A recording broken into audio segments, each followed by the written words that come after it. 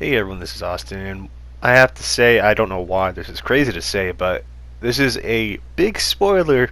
Big spoilers in this. This is Light Novel 7, and the reason why I'm not doing 6 is, or 5, is because for the simple fact I kind of wanted to go past certain things, and I'm going to be honest, 6 wasn't.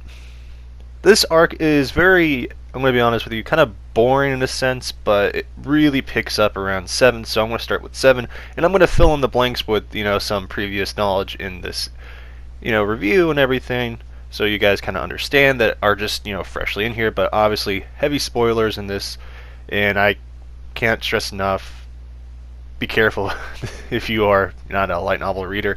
And I'm gonna have to say I'm not gonna go into extreme detail, so I know some of you are very critical with that stuff.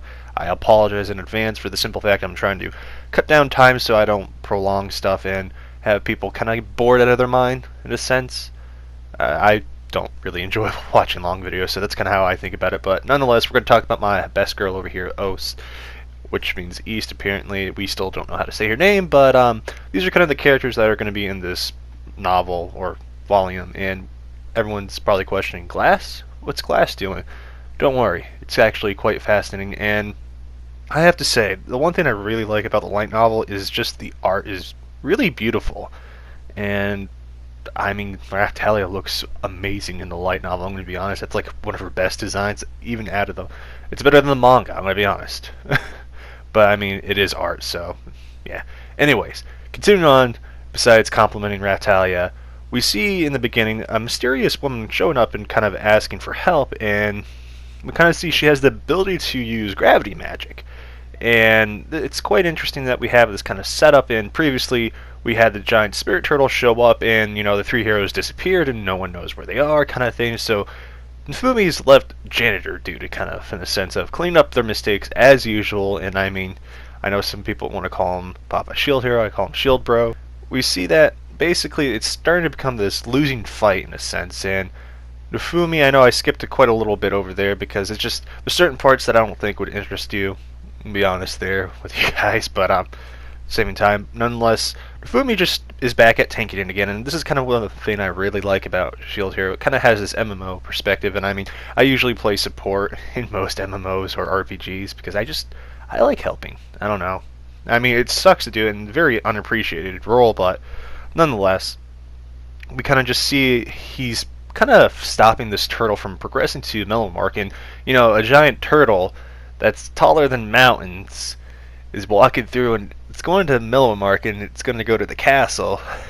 It's going to cause a lot of destruction. I mean, you put two and two together, and we see he's actually kind of prolonging this whole battle and using his shield that he's not supposed to, obviously, because it corrodes his personality along with other effects. That's another video for another time, what the Wrath Shield or the Curse series does to heroes. I know some of you actually are curious about that. Don't worry, that could be a video if you want, but we see that he's kind of prolonging it so Fatoria can show up and kind of do her stuff. And Fatoria, we remember her from, I think, Light Novel 4, and if the anime you remember earlier on or halfway through it, she kind of is just this really powerful being, and you don't really know who she is per se. And I know the manga just kicked the gate down, and she is one of the 7-star heroes, and that's where I'm going to leave it off with that one, because if I remember from Volume 7, we didn't really get to hear about the carriage too much. So that's where I'm going to leave that one off. But continuing on, we see Fatoria just arrive and just housing the turtle to the point that it actually starts to lose its head and grows more heads. And of course, when it loses its heads, obviously previously, in a sense, it did have more heads, but it got really confusing to say the least, because you're like, huh? It had one head, it has two, it has three. Are we gonna have a fourth, a fifth, a sixth? Actually, no. Don't wish that upon Nafumi. I don't. But obviously, Fatoria tells Nafumi that she's gonna kind of hold out the turtle. He needs to find a way inside the turtle to stop it. And obviously, they go for the heart. And this is kind of we see the queen and some soldiers come along with the whole thing. And obviously, we have the shadows. And it's just this is the first. I wouldn't say the first time, but the premise that we see in a major thing, the queen working together with Nafumi in that such order. And we see he goes into the cave, and I'm going to obviously talk about this, but I love how we go from a cave at points to a kind of the innards or the inside of a living being, and it just the description in the novel was very graphic in a sense that it kind of just made you go, "Oh, that's kind of disgusting," and you kind of can picture it, and that's why I really love, Aneko's when, he, I'm going to go with she, does this kind of description in the novels. It's just excellent, really excellent. But weird way of saying it, but nonetheless, we see Nafumi spotting Lark, the Reese, and Glass, and they kind of run the other way to avoid him. And it kind of seems like the Nafumi thinks they're up to something. I mean, when aren't they up to something, to say the least? But we see kind of Nafumi questioning if he can trust them, and we kind of see this theme of, can I trust this person? Can I trust this person? And it shows the longing effects of what Malty did to him. And I really like how it just doesn't go away like people want it to, because that's just real life. But anyways, they arrive to the heart, and they face these mimics that kind of mimic, obviously, creatures and everything. I left out a certain part because YouTube isn't very at all kind with me saying certain things, so sorry. I know some of you want the Philo scene. We all know which one that one is, but we see that they face basically the antibodies of the turtles, and I love the little fact of, or little detail of, the turtle shell on the back of them, and just it's hilarious. I wonder if Neko is an actual Teenage Ninja Turtle fan, but different time for that one. But side note, I kind of want to quickly put here because I'm going to forget it if I don't say it. I do love the moments about Austin, Nafumi, and basically her teaching Nafumi how to use magic and create magic. We kind of see how magic is created in a sense. It kind of gives a nice realistic point of view on magic, and you're going to hear me say that a lot in this series, realistic, because that's what Shield Hero does, honestly, in my opinion, perfectly. It gives us a realistic point of view on stuff, and as I said with Malty and Nafumi, that stuff just doesn't go away. Everyone deals with it differently mentally, and it's interesting to see this kind of psychological effect in it. But continue on, we see that they destroy the heart, and Ost starts to hold her chest in pain, and the turtle does, stops for a little bit, but does, come back, and we find out that Ost is the spirit turtle, but her real body has been taken over.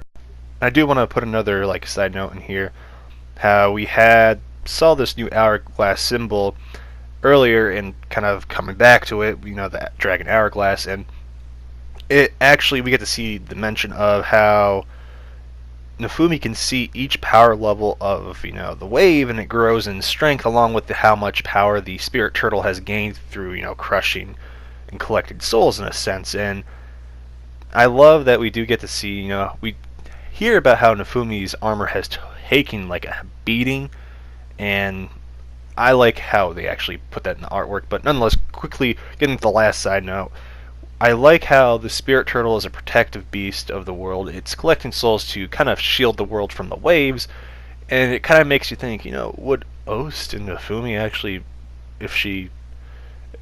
I'll leave that at the end, because that's the one thing I'm going to ask you guys, because I like to have theories. That's kind of my thing, but nonetheless, we see that Nafumi and crew, they make it up to the core room, and it's a long battle, obviously. That's what it was. Usually in novels they have a lot of combat in it, but not in a sense of a shonen. But continuing on before someone tries to correct me there, we meet Kyo, and this guy literally, honestly, is one of my favorite villains. The thing about Shield Hero, they have villains that are really easy to hate, not in the sense of they're bad, but they're honestly just evil. And I know people say, Malty, you just hate her for she's evil just to be evil. No, there's sense there's backgrounds that you have to figure out later on and put the pieces together. It's just not put in your face like an unrealistic point of view. As I said, I'm going to talk about that one, but we see where the other three heroes are, and they're being used as energy for Kyo's plan to gather energy and leave, quotation marks, the ruined world that is here. And we see that Kyo's actually from Glass's world and is a vassal weapon user. He's the book user. And we kind of hear about what happened to Moriatsu. His group was left behind because he ran away like a coward, and that's not really surprising to who he is. I mean, that's kind of Moriatsu. And Itsuki actually was abandoned by his group because they just got tired of following him. And of course, we have Ren's group that just kind of fought till the end, or I'm going to source light novel 11. He charged into battle and didn't really know what was happening. And it kind of just all happened in a blink of an eye. You'll see later on. But anyways, we go to the Battle of the Century where, well, the first one, Kyo kind of starts fighting Nafumi along with L'Arc, and Glass being there, in a sense. But it's quite interesting to see how, Kyo just doesn't have a problem with messing with Glass and them. He just throws them in.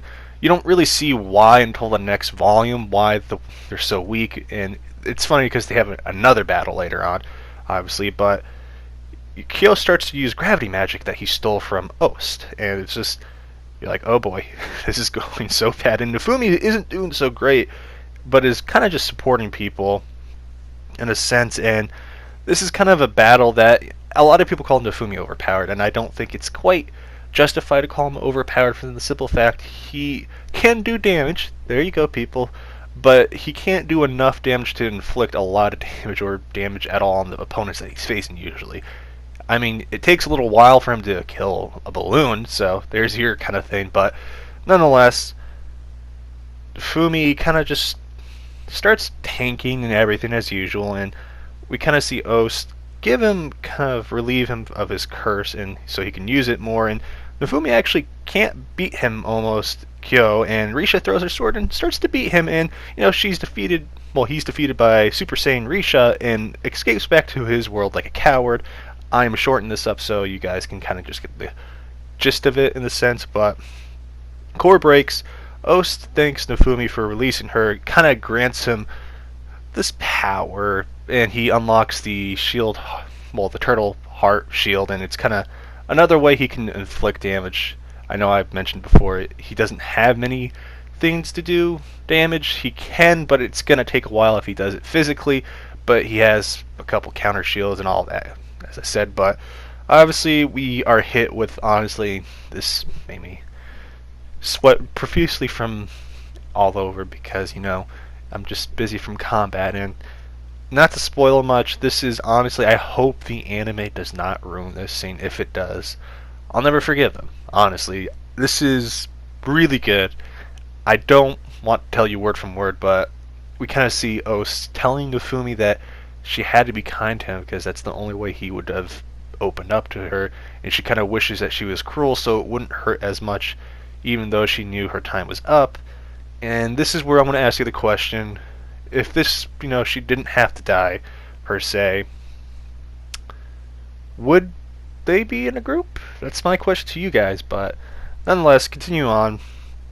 We see that she grants him power along with, access to the other world, which normally holy weapon users can't. Only vassal weapons users, and that's going to be a little more explained in the later volumes. But he obviously, goes to the connecting rift into the other world, and this is where, we see volume 8 pick up on. And honestly, as I said before, I don't mean no harm. I'm not a person to blindly like something without criticizing it. I can like something and criticize it. I will say the previous novel was boring. I know the manga people currently are going through this arc, and I hear some people are just saying it's boring. Don't worry, it really does pick up at the end. And I mean, I recommend if you're going to get into the light novel, you could start from 5 to 6, or you can start all over if you want to see what you missed. But if you want to just get the gist of it and read a little bit of the manga, go to 7 and up. That's kind of what I recommend for the light novel. And the next one, novel, it's an isekai and an isekai. Isekaiception. Can't wait for Gig to make some kind of video on that when season 2 or 3 comes out. But overall, I enjoy this novel. I enjoy the series so far. What did you guys think of Volume 7 if you read it? And if you haven't read it, you watch this, you're a brave soul that you want information. I'm not going to give you everything per se, because I really do encourage reading the light novels for the simple fact there's extra details that I can't even go into too much detail without making a 30-minute long video. I don't want to do that, and I'm already stretching this to 15 minutes, so I apologize. But anyways, guys, thank you for watching. Do consider subscribing. I'm obviously going to be doing Volume 8. I don't know if I'm going to do Volume 8 and 9 together. I'll figure that out, but it won't be coming out for another couple months or a month depending on the time schedule I have for college. But anyways, if you enjoyed this video, smash that like button, subscribe, even though YouTube doesn't even tell me my real-time subscriber count, even on Creator Studio. But yeah, hit that bell if you want to. I don't really force people to do that. You do it at your own free will.